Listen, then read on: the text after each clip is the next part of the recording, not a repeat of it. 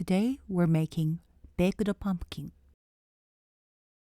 First, start with preheating your oven at 350 degrees Fahrenheit. While it heats up, prep some mini cupcake liners. You'll use this later when you bake the pumpkin. If you grew up in Japan, chances are that you've eaten a fair share of baked sweet potato. Either it was ishiaki-imo, a whole sweet potato baked in hot rocks, or sweet potato, a baked mashed sweet potato. Ishiaki-imo is actually a recipe from Korea. The sweet potato is more of a bastardized version of a Western dessert. You know a dessert is bastardized when literally the name of the vegetable, sweet potato, is just pronounced in the Japanese way, sweet potato. And it suddenly becomes a dish that needs a recipe. So here you are. Cut the kabocha into a quarter.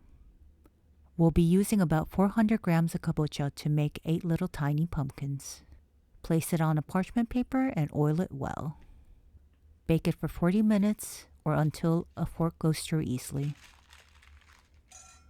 Once baked, scoop the flesh out using a spoon.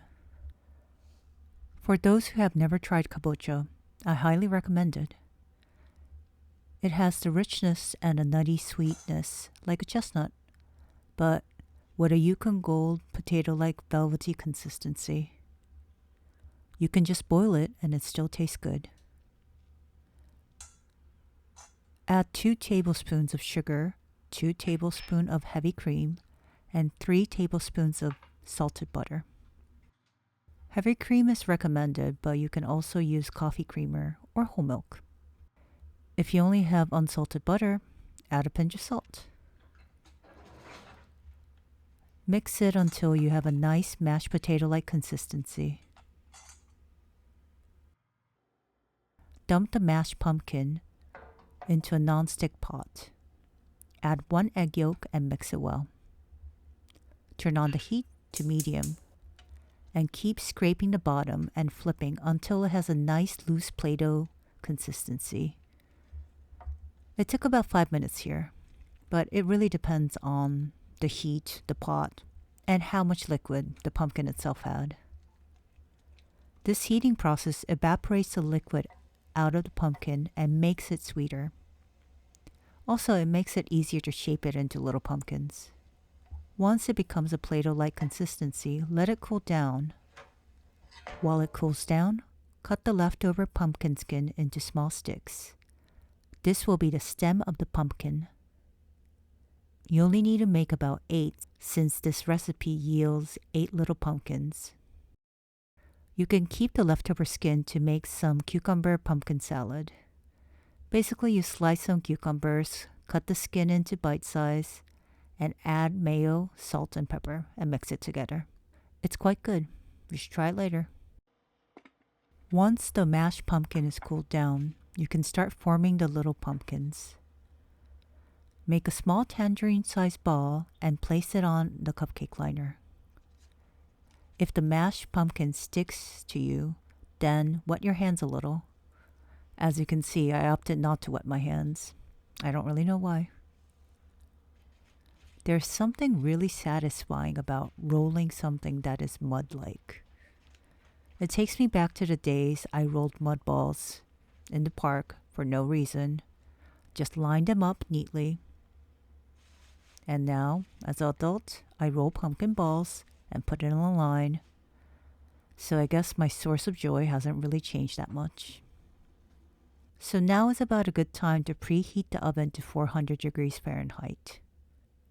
Once that's done, come back to your mud balls and use a chopstick to indent a line.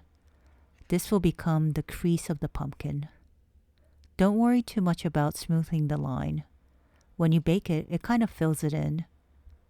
Push the center to create a divot and place a stem in. Line it up nicely on a baking sheet. Also, please excuse how dirty my baking sheet is. I really don't have time to deal with the aesthetics of my kitchen. It's practical, and that's how I like it. Mix 1 egg yolk and a teaspoon of water to make an egg wash. I did make one plain mud bowl version with a little bit of sesame seed on top. This is how I will actually make it if I wasn't making a video right now. You can also skip this egg wash if you don't want to waste an egg. Or you can make an egg wash out of 2 tablespoons of milk with a teaspoon of maple syrup or honey. This wash won't make the surface of the pumpkin shiny like an egg wash, but it will brown it well. Now that your little pumpkin is all ready, bake it in the oven for 10 minutes or until the outside is nice and toasty. It's already cooked, so you don't really need to worry about the inside being cooked or not. Now you have a perfect little kabocha pumpkin. You can eat it warm, but I actually prefer it room temperature or even cold. The natural sweetness of the pumpkin comes out more when it's not piping hot. Okay, I've done enough procrastination. I'm going back to answer some emails.